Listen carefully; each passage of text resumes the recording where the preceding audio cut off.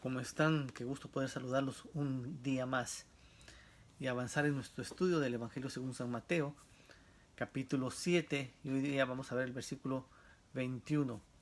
Evangelio según San Mateo, capítulo 7, versículo 21. Voy a ir un poquito más adelante a citar Romanos 19, donde dice la palabra del Señor que si confesares con tu boca que Jesús es el Señor.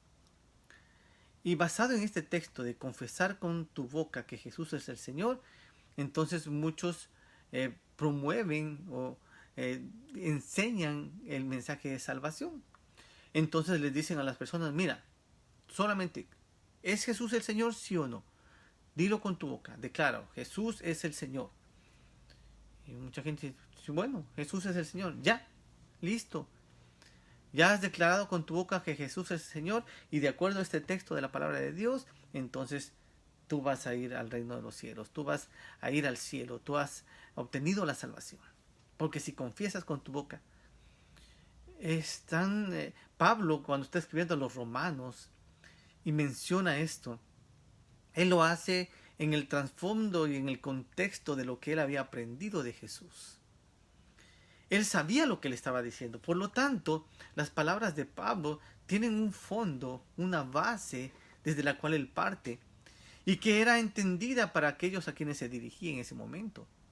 Ahora, aplicarla en nuestros días sin explicar el trasfondo de dónde viene, entonces deja un vacío y nos lleva a cometer un error muy grave. Y quizás hay mucha gente por ahí pensando, yo soy cristiano, porque yo he confesado con mi boca, yo confesé con mi boca que Jesús es el Señor, por lo tanto soy un creyente, soy un cristiano, soy un hijo o una hija de Dios. Ahora te voy a llevar al contexto entonces y luego tú me dices si sí o no. ¿Qué pasa con quien entonces tiene ese trasfondo de entender qué es lo que Jesús está diciendo? Mire bien, qué es lo que Jesús dice.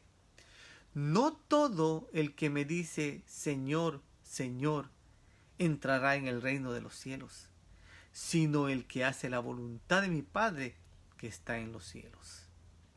Repito las palabras de Jesús.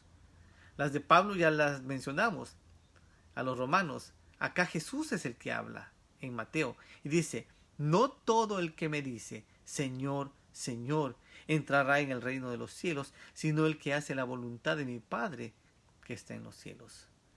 Ese era el trasfondo para las palabras que Pablo dice después. Entendiendo entonces que la razón es establecer primero el señorío de Cristo. ¿Quién era el Señor en ese tiempo? Cuando Jesús está enseñando a los discípulos y menciona esto, Jesús les dice, está hablando Él que es el Señor. Él era reconocido como el Señor, el Kyrios. ¿Y quién era un señor? Pues un señor era aquel que era amo, dueño, gobernador, señor de señores, amo de todo, en control y en posesión de todas las cosas. Ese era el Kyrios. Entonces, bajo ese contexto, la gente le llamaba a Jesús Señor, entendiendo que Él tenía todo el control. Les voy a poner un ejemplo. Si a mí me llevan a un lugar y a una hacienda, no sé en tu país como lo digan, una granja, una quinta, no sé qué otros nombres, pero bueno, un rancho grande, y te llevan y te dicen, mira, este rancho pertenece a Luis Alfonso. Y van y me presentan a Luis Alfonso. ¿Cómo está Luis Alfonso? ¿Usted es el dueño de esto? Sí, yo soy el amo, dueño y señor de estas tierras. Todo lo que usted ve es mío. El ganado, las vacas, las ovejas, los caballos, todo es mío. Y tengo 100 empleados a mi cargo. Él es el Señor. Entonces, si alguien me pregunta en la calle, oye, ¿conociste el rancho, la quinta, la hacienda, esa de por allá? Oh, sí. El amo es Luis Alfonso. Y él tiene control sobre todo. Está bien, sí, tengo el conocimiento, Él es el Señor de esa tierra. Pero si Luis Alfonso viene y me da una orden a mí, y me dice, miren, esto que me mueva esos 5 caballos al corral, y luego me ordene las vacas de este lado, yo no tengo por qué obedecerle. Yo no vivo, ni estoy en su rancho, no soy parte de sus empleados. Sé que Él es el Señor de esa tierra, pero no es mi Señor. Entonces, reconozco que Él tiene señorío sobre todo lo que es su propiedad. Eso es de Él. Sus empleados le obedecen y hacen todo lo que Él les diga. Yo no, porque yo no soy uno de sus empleados, ni vivo en su rancho, en su hacienda. Es para aclarar un poco la idea. Muchos cristianos reconocen que Jesús es Señor. Oh, sí, es el Hijo de Dios. Él murió en la cruz, es el Señor. El Viernes Santo se acuerdan y lloran. Y dicen, sí, yo confieso que ese es el Señor. Sí, pero Jesús dice, yo no quiero solamente que reconozcas que yo soy el Señor. Soy tu Señor. Soy el Señor de tu vida. Y si soy el Señor de tu vida, entonces viene lo que Jesús aclara, sino el que hace la voluntad de mi Padre que está en los cielos. Es decir, cuando reconoces el señorío, te comprometes a un acto de obediencia.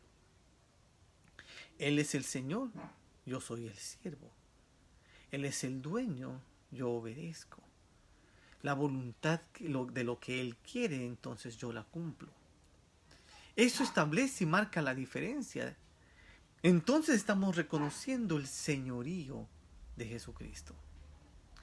Así que mira bien en tu vida.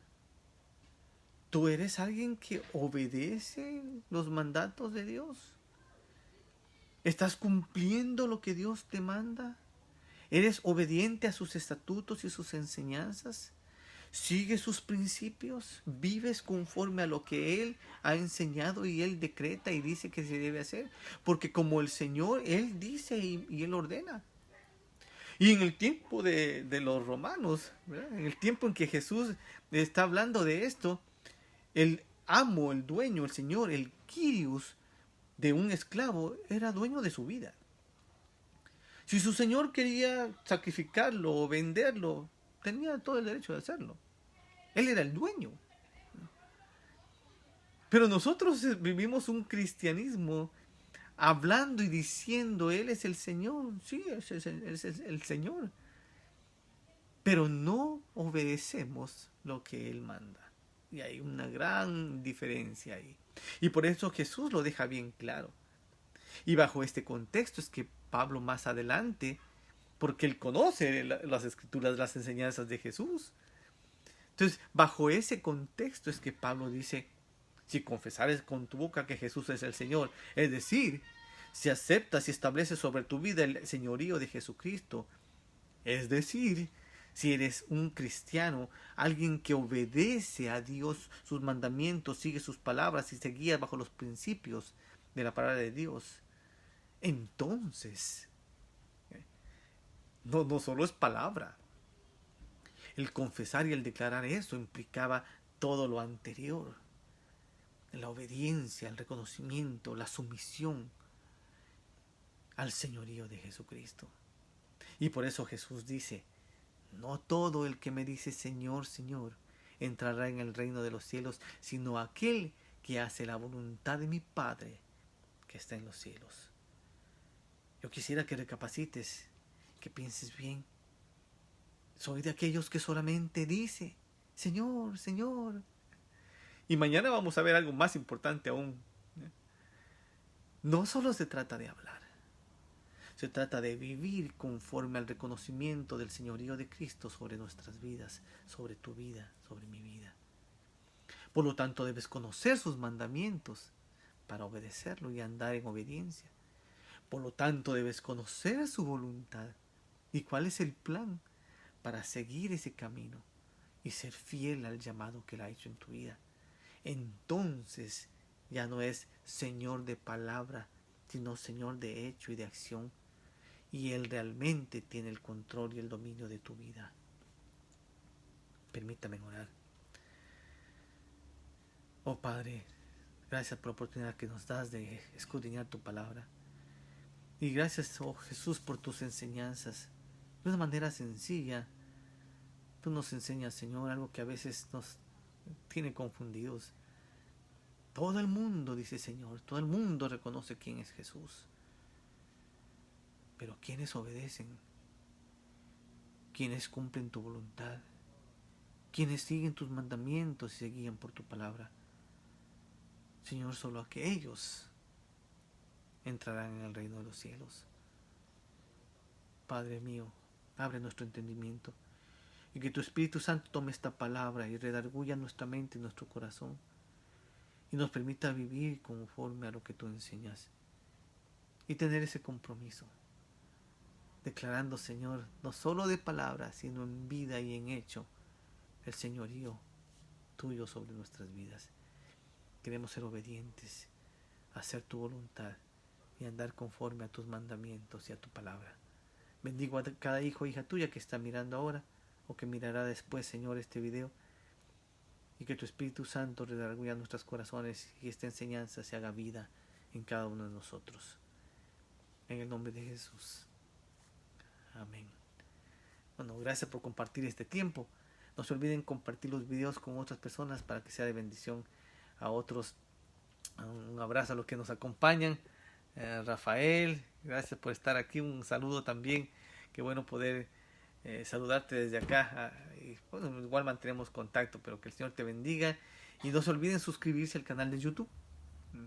Hay más de 340 videos ahí, cortos, que tú puedes mandarlos a otros para una enseñanza sencilla, pero práctica y clara de la palabra de Dios. Nos vemos el día de mañana, no te lo pierdas, porque es la continuación de lo que acabamos de ver y es muy importante. Cuidado con estar viviendo un cristianismo ilusorio. La realidad es diferente. Bendiciones, un abrazo fuerte de mi parte y mi esposa Teresita, de este su servidor, el pastor Jonathan Prados, de la ciudad de Corona, en California. Bendiciones.